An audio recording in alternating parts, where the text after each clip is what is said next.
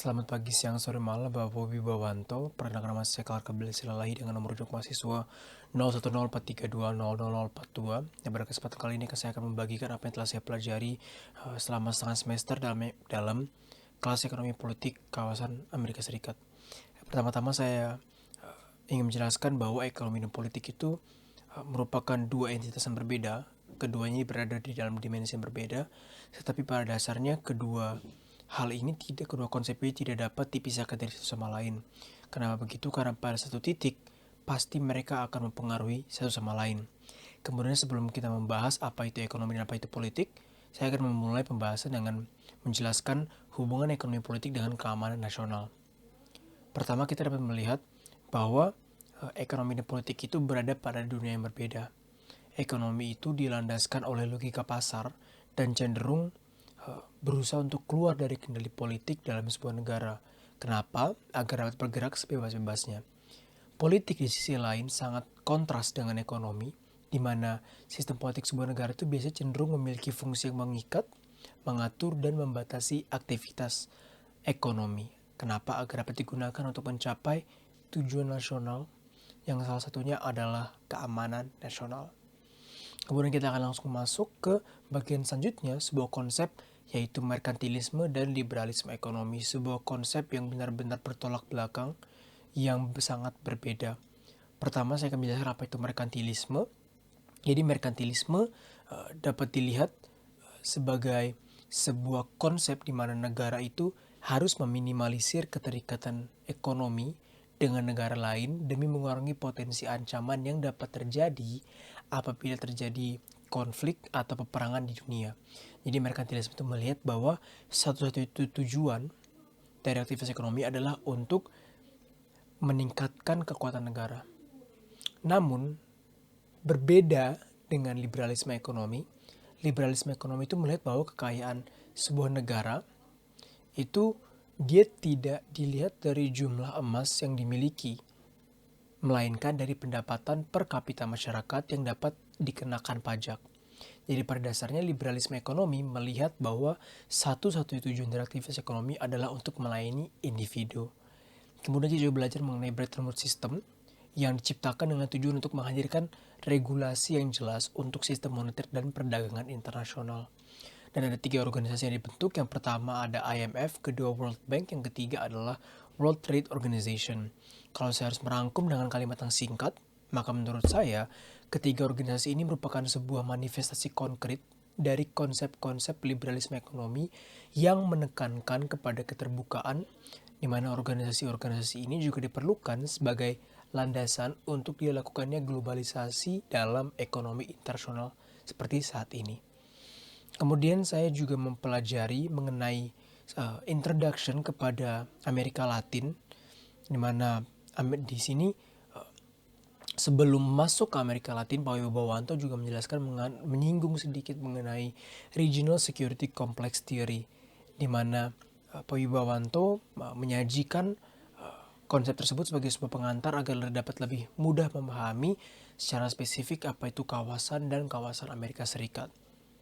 Jadi kalau mengenai Amerika Latin, situ dapat kita ketahui bahwa dulunya Amerika Latin itu penuh dengan pepohonan dan berbagai macam tumbuh-tumbuhan yang sekarang menjadi sangat berbeda di masa kini karena maraknya pembangunan, modernisasi, dan perusahaan-perusahaan yang menebang pohon-pohon ini demi menghasilkan uang. Saat ini di Amerika Latin terdapat kesenjangan sosial antara orang kaya dengan orang miskin yang semakin memburuk setiap harinya. Dan hal ini menyebabkan bertambahnya kasus kejahatan di kawasan Amerika Latin. Kemudian saya juga mempelajari mengenai politik dari foreign policy Amerika Serikat, di mana saya belajar bahwa foreign policy itu merupakan bagian dari security policy. Dan foreign policy sendiri merupakan sebuah kebijakan yang digunakan untuk mencapai national interest atau kepentingan suatu negara. Karena tidak cukup untuk sebuah negara hanya mengurus internal affairs, tapi juga harus diimbangi dengan external affairs. Dan pada dasarnya, policy itu merupakan asumsi manusia dan akan selalu ada tension antara demokrasi dengan antara demokrasi dengan national security. Kemudian saya akan masuk ke bagian lain di mana ada 3 komponen penting yang saya pelajari, yaitu political system, economic system, dan juga legal system. Ketiga komponen ini sangat penting dalam hal pembangunan ekonomi karena mereka itu saling memiliki keterkaitan satu sama lain. Dan apabila satu saja komponen mengalami kerusakan, maka hal tersebut dapat mempengaruhi komponen lainnya. Dan pada akhirnya dapat berujung kepada lumpuhnya satu lingkaran sistem pembangunan ekonomi negara. Kemudian saya juga sempat mempelajari mengenai suku penduduk asli dari benua Amerika, yaitu The Indians, yang dijajah oleh bangsa Eropa. Salah satunya adalah Spanyol. Dan ketika bangsa Eropa datang ke benua Amerika, mereka memperbudak suku Indians untuk melakukan berbagai pekerjaan bagi mereka. Contoh menjadi pekerja tambang, perkebunan, pertanian, pembangunan, dan lain-lain. Dan tindakan ini menewaskan banyak sekali jiwa dari suku Indian, bahkan sampai dibilang sebagai genosida, karena telah mencapai jutaan korban jiwa. Namun bangsa Eropa menjustifikasi tindakan mereka ini berdasarkan konsep Injil yang kita kenal dengan 3G, atau Gold, Glory, and Gospel, di mana mereka menganggap bahwa suku Indian itu merupakan makhluk jahat yang lebih rendah dari manusia, dan mereka dan bangsa Eropa datang untuk melakukan cleansing di benua Amerika, dan di mana mereka akan dipaksa bekerja demi gereja atau demi Tuhan. Dan terakhir, salah satu yang saya pelajari merupakan bagaimana seorang presiden Amerika Serikat itu ternyata tidak sepowerful itu. Karena pada kenyataannya, walaupun presiden Amerika memiliki kemampuan dan wewenang yang besar dalam menjalankan tugas negara, ternyata presiden Amerika itu memiliki banyak sekali hambatan yang membatasi kekuasaannya sebagai sebuah aktor penting di Amerika Serikat. Selain daripada itu, saya juga mempelajari mengenai regional economic integration, contohnya ada NAFTA dan juga Mercosur yang didalami lebih lanjut pada beberapa sesi sebelumnya. Dan saya mempelajari bahwa regional economic integration itu merupakan sebuah perjanjian yang dibuat oleh beberapa negara di satu wilayah geografis yang sama dengan tujuan untuk mengurangi berbagai macam hambatan perdagangan, baik tarif maupun non-tarif. Dan sangatlah penting untuk adanya kedekatan secara geografis antara negara anggota yang tergabung dalam sebuah integrasi ekonomi kawasan. Dan setelah itu, saya juga mempelajari mengenai public policy, business policy, national policy, domestic policy, national security policy, dan masih banyak lagi. Saya juga mempelajari mengenai hal-hal apa saja yang mempengaruhi foreign policy. Contohnya, di foreign policy itu dipengaruhi oleh global and historical environment, karena sebuah negara kan pasti hidup di dalam sebuah sistem tatanan dunia, dan selalu akan ada interaksi antara negara dalam sistem tersebut. Kemudian, foreign policy juga dipengaruhi oleh society and domestic policy, melihat bagaimana masyarakat itu memilih pemimpin atau representasi mereka di masyarakat. Kemudian saya juga mempelajari bahwa foreign policy juga dapat dipengaruhi oleh government and the policy making process itu sendiri, di mana di situ dijelaskan adanya proses yang harus dilewati agar sebuah kebijakan dapat disahkan dan dikeluarkan, dan juga dengan keterlibatan pemerintah yang terlibat langsung dalam perumusan kebijakan tersebut. Kemudian saya juga mempelajari bahwa foreign policy itu dapat dilihat atau ditinjau melalui tipe governance apa yang digunakan oleh sebuah negara. Dan policy itu dikatakan tidak optimum, tetapi selalu suboptimum.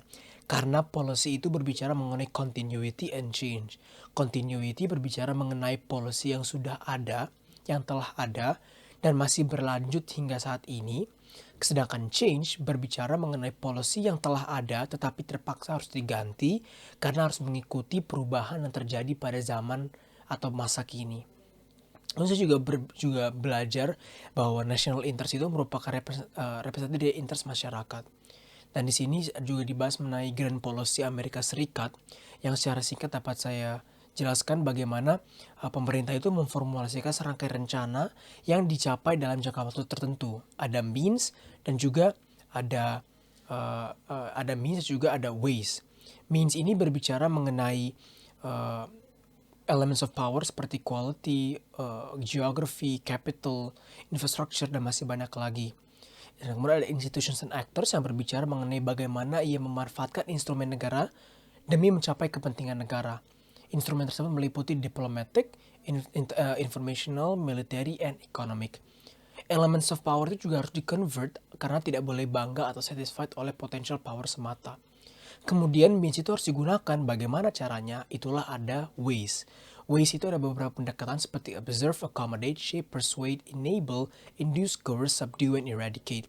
Ada modes of actions juga, direct, unilateral, sequential, actual, and proactive. Dan juga ada orchestrationnya.